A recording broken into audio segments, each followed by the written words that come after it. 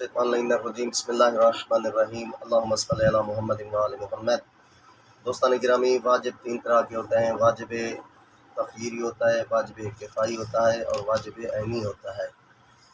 واجب عینی کسے کہتے ہیں؟ واجب عینی یعنی ہر بندے کو پر معین ہے، یعنی ہر بندے کو پر فرض ہے، یعنی جیسے نماز ہے، روزہ ہے، یہ ہر بندے نے اپنا اپنا کیا ہے، روزہ بھی رکھنا ہے اور نماز بھی پڑھنی ہے۔ اور دوسرا واجب کفائی ہے۔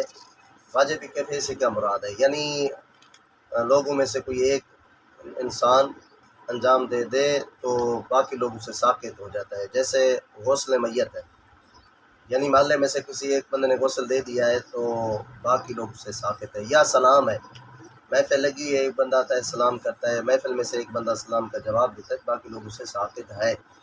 تو دوستان گرامی، اور ایک واجب تخییری ہے۔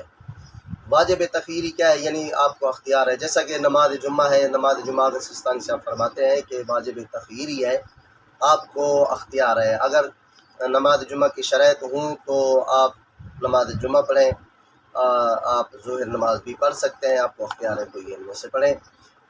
اسی طرح فرماتے ہیں واجب تخییری کی اور مثال وہ بھی ہے، روزے کا کفارہ بھی ہے۔ جیسے تین چیزیں ہیں روزے کے کفارے میں، آپ غلام آزاد کریں، آپ کی مرضی ہے، 61 روزے رکھیں، آپ کی مرضی ہے، اور جو نا 60 مسکین کو کھانا کھلائیں، آپ کی مرضی ہے۔